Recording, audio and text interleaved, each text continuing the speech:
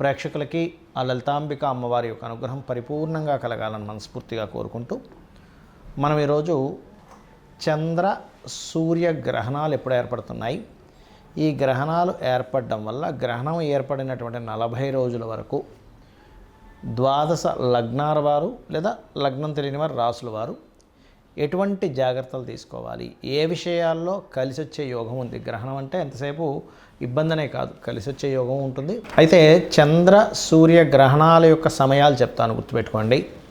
అయితే మనకి first of all ఈ గ్రహణాలు ఇండియాలో అయితే లేవు.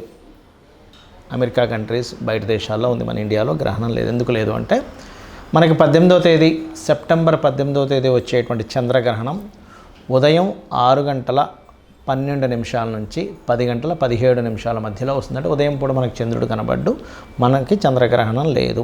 అలాగే సూర్యగ్రహణం కూడా తీసుకున్నట్లయితే 2వ తేదీ అమావాస్య అవుతుంది, ఇది పౌర్ణమి అయితే అది అమావాస్య. సూర్యగ్రహణం వచ్చేటప్పుడు అది కూడా ఏమవుతుందంటే రాత్రి సమయం వస్తుంది. సూర్యగ్రహణం ఎప్పుడైతే రాత్రి సమయం వస్తుందో మనకి కనబడదు, అది కూడా బయట దేశాలు అమెరికా కంట్రీస్లోనే కనిపిస్తుంది. ఆ టైమింగ్స్ ఏంటి అంటే ఇక్కడ దీనికి 9:13 నుంచి 3:17 వరకు అని ఇచ్చారంటే రాత్రి 9 నుంచి తెల్లవారితే 3 అనగా 3:17 వరకు ఉంది. కానీ దీంట్లో స్పెసిఫిక్గా 10:21 నుంచి రాత్రి 10:21 నుంచి 12:12 అర్ధరాత్రి సమయం వరకు దీని గ్రహణ ప్రభావం ఎక్కువగా ఉంటుంది. మహర్షి మనకు చెప్పినటువంటిది ఏంటంటే గ్రహణం ఒక యోగంగా చెప్పారు. గ్రహణ సమయంలో ఒక్కొక్క ప్రాబ్లం ఉన్న వాళ్ళు ఎటువంటి మంత్ర సాధన చేయాలి అనేటువంటిది ఎండింగ్లో కూడా చెప్తాను, ఎండింగ్ వరకు వీడియో చూడండి. అయితే ఈ విషయాలు చెప్తుంది నేనైనప్పటికీ కూడా చెప్పేస్తుంది సాక్షాత్ లలిత అమ్మవారిగా భావిస్తూ ఒక్కొక్క లగ్నం తెలియని వారి రాశి నుంచి మనం చూసుకుందాం. ముందుగా మేష లగ్నము లేదా మేషరాశి. మీకు చంద్రగ్రహణం యొక్క ప్రభావం ఎలా ఉంటుంది, సూర్యగ్రహణం యొక్క ప్రభావం ఏ విషయాల్లో బాగుంటుంది, ఏ విషయాల్లో జాగ్రత్త తీసుకోవాలి చెప్తానండి మీకు.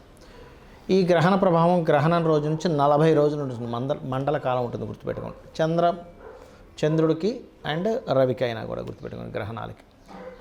చంద్రగ్రహణం మనకి 18వ తేదీ వస్తుంది కాబట్టి మీకు 12వ స్థానంలో జరుగుతుంది కాబట్టి మీరు ఇన్వెస్ట్మెంట్స్ చేసే విషయంలో జాగ్రత్తగా ఉండండి, మేషలగ్నం వారు మేషరాశి వారు. అదేవిధంగా వివాహ జీవితానికి సంబంధించిన విషయంలో తొందరపాటు నిర్ణయాలు తీసుకోకండి, బికాజ్ ఆఫ్ 12వ స్థానంలో జరుగుతుంది కాబట్టి. తండ్రి గారి ఆస్తికి సంబంధించినటువంటి విషయాల పట్ల జాగ్రత్తగా ఉండాలి. ఈ 3 విషయాలు చంద్రగ్రహణ సంబంధించిన విషయంలో జాగ్రత్తగా ఉండాలి మేషం వారు. మరి సూర్యగ్రహణం ఏం చేయబోతుంది? సూర్యగ్రహణం 6వ స్థానంలో జరుగుతుంది కాబట్టి మీకు చాలా మంచిది. వేటికి మంచిది అని చెప్పి చూసుకున్నట్లయితే మీకు ఇక్కడ పోటీ సంబంధించినటువంటి వాటిలో అంటే ఏదైనా కాంపిటీషన్ రిలేటెడ్ సంబంధించినటువంటి వాటిల్లో మీకు కలిసి రావడం జరుగుతుంది, గుర్తుపెట్టుకోండి. అదేవిధంగా ముఖ్యంగా రాజకీయ నాయకులకి రాజకీయ సంబంధించినటువంటి విషయాల్లో అనుకోని కొన్ని అవకాశాలు రావడం వల్ల, అదేవిధంగా కొంత స్ట్రెస్ కూడా ఉంటుంది, బట్ అవకాశాలు రావడం వల్ల కలిసి రావడము, రుణ సంబంధించినటువంటి విముక్తికి ఒక రకంగా ఇది దోహదపడము, ఇటువంటివి జరుగుతాయి. కాకపోతే ఇక్కడ మనకి ఈ యొక్క 6వ స్థానంలో బుధుడు వచ్చి చేరుతున్నాడు కాబట్టి కొంచెం ఎవరికైనా అప్పులు ఇవ్వడం తీసుకునే విషయంలో మేష లగ్నం వారికి ముందే చెప్పాను నేను, చాలా వీడియోలు చెప్పుకున్నాం. వీళ్ళు ఎవరికైనా రుణం ఇవ్వడము, రుణం తీసుకోవడము, బంధువర్గం వారితో ఏదైనా బిజినెస్ రిలేటెడ్ సంబంధంగా మీరు డబ్బులు పెట్టడం వల్లే మీరు ఎక్కువ ఇరుక్కుంటారని చెప్పాను. కాబట్టి ఈ గ్రహణానికి సంబంధించిన దాంట్లో బుధుడు కూడా పూర్వజన్మ కర్మకారకుడు ఎంటర్ అవుతున్నాడు కాబట్టి ఈ యొక్క విషయంలో చాలా చాలా చాలా జాగ్రత్తగా ఉండండి, ఇది ముఖ్యంగా గుర్తుపెట్టుకోండి. అయితే ఈ చంద్రగ్రహణం సమయంలో ఈ మనం సమయాలు చెప్పుకున్నాం, చంద్రగ్రహణం ఎప్పుడు, సూర్యగ్రహణం ఎప్పుడు అని. ఆ రోజు నుంచి 40 రోజుల ఇన్వెస్ట్మెంట్స్ ఇక్కడ గుర్తుపెట్టుకోండి.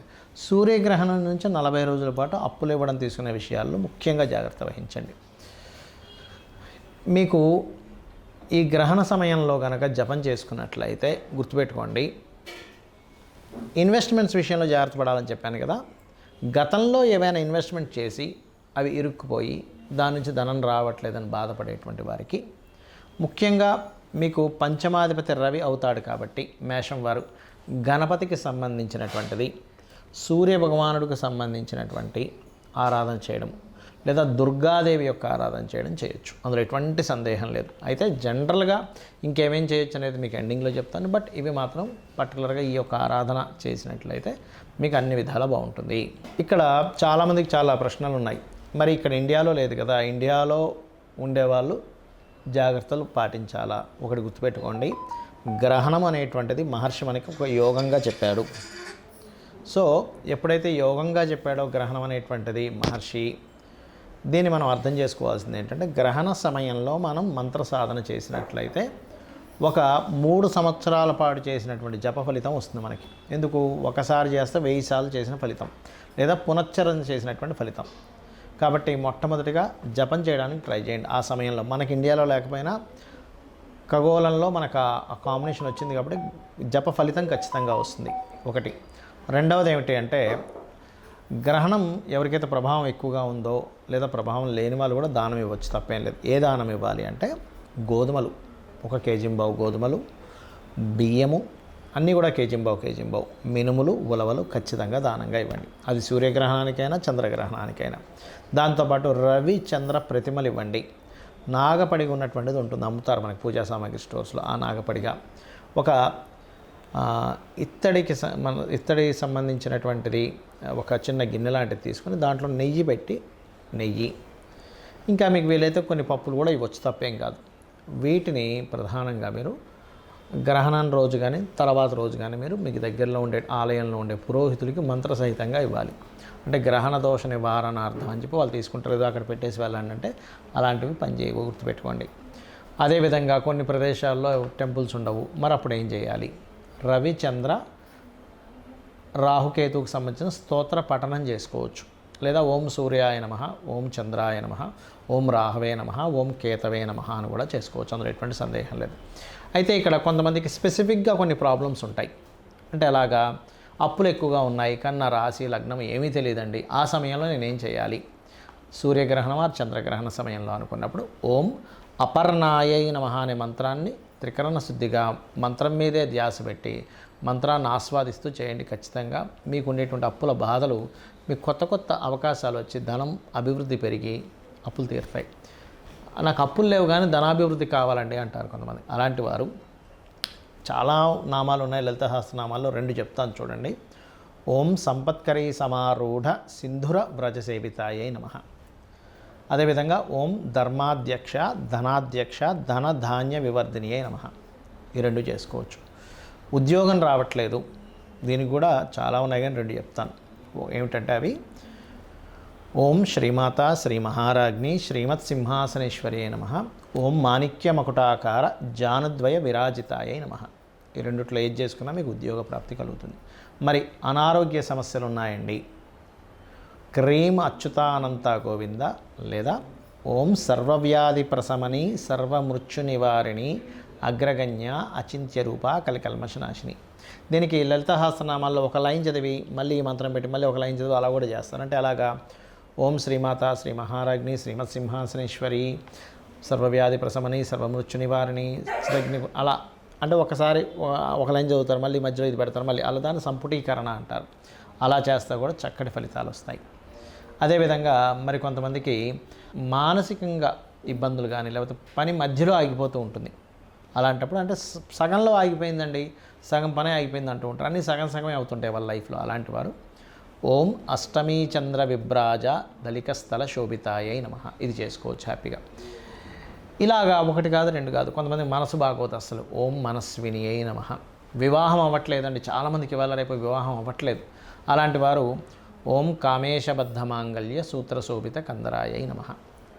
లేదండి వివాహం అయింది కానీ మా ఇద్దరి మధ్యన సరైనటువంటి సామరస్యం లేదు, ఎప్పుడు గొడవలు, విడిపోతామేమో అని అనిపిస్తుంది, మాటిమాటికి చికాకులుగా ఉంది, మా ఇద్దరి మధ్యన పెళ్ళైన రోజు నుంచి ఇబ్బంది ఉంది అనుకునేటువంటి వారు సింపుల్గా ఏం లేదు, ఓం శివకామేశ్వరాంకస్త శివా స్వాధీన వల్లభాయై నమః చేసుకోవాలి. మరి ప్రతి పని ఆటంకాలు అవుతుంది, నాకు భగవంతుడు అనుగ్రహం లేదేమో, ప్రతిసారి నాకు ఏదో ఒక ఆటంకం అవుతుంది అన్నప్పుడు ఓం గణేశాయ నమః చేసుకోవచ్చు. లేదా ఓం కామేశ్వర ముఖాలోక కల్పిత శ్రీ గణేశ్వర, ఈ నామం చేయడం వల్ల గణపతి యొక్క అనుగ్రహము, అమ్మవారి యొక్క అనుగ్రహము మరియు ఆ పరమేశ్వరుడి యొక్క అనుగ్రహం కూడా కలుగుతుంది. ఇలాగా మనం ఒక్కొక్క దానికి ఒక్కొక్కటి చూడడానికి నామాలే కానీ చాలా గొప్పగా పనిచేస్తాయి. ఇవి ఒకటే కాకుండా శ్రీమాత్రే నమః చేసుకోండి. ఎంత నోరు తిరగదండి, శ్రీమాత్రే నమః శ్రీమాత్రే నమః అని మనసులో చేసుకోండి. మనసులో దాన్ని ఎలా అంటే ఇక్కడ ధ్యాస పెట్టి ఆ మంత్రం ఇక్కడ నుంచి పలుకుతున్నట్టుగా చేయాలి. అలా కాదండి నాకు విష్ణు అంటే ఇష్టం అంటారా, ఓం నమో నారాయణాయ చేసుకోవచ్చు. లేదంటే నాకు వెంకటేశ్వర స్వామి అంటే ఇష్టం అంటారా, ఓం నమో వెంకటేశాయ చేసుకోవచ్చు. ఓం మహాగణాధిపతయే నమః చేసుకోవచ్చు. ఇలాగా 1-2 కాదు, ఏమైనా చేసుకోండి. కానీ మనసుని అలా లగ్నం చేస్తూ మరి పట్టు స్నానము విడుపు స్నానము కూడా చేయొచ్చు. మనకి ఇక్కడ గ్రహణం లేకపోయినా చేయాలి. అలాగే నేను బయట దేశాల్లో గ్రహణం ఉంటుంది కాబట్టి బయట దేశాల్లో ఏ రాసుల వాళ్ళకి అయితే సంతానం సంబంధించిన విషయాలు జాగ్రత్త పడాలో చెప్పాను, ఆ విషయాలు జాగ్రత్తగా ఉండండి 40 రోజులు. అదేవిధంగా దర్భ, మనకి తినేటువంటి పదార్థాలు గ్రహణానికి ముందు దర్భ వేస్తారు, అలా దర్భ ఖచ్చితంగా వేయండి. ఇవి గనక పాటించినట్లయితే గ్రహణం అనేటువంటి దాన్ని ఒక యోగంగా భావిస్తూ మీరు చేసినటువంటి మంత్రము ఒకసారి చేస్తే 1000 సార్లు చేసిన ఫలితం రావడం వల్ల మీ పాపకర్మ దగ్ధమవుతుంది. అయితే ఒక్కటి గుర్తుపెట్టుకోండి, జపం చేసేటప్పుడు ఖచ్చితంగా పంచె కట్టుకోండి. షార్ట్స్ మీదో ప్యాంట్ల మీదో చేయకండి. అలా కుట్టిన వస్త్రం కట్టుకోవడం వల్ల అది దిగంబరంగా చేసినటువంటి ఫలితం వస్తుంది. కాబట్టి దయచేసి ఇది పాటించండి.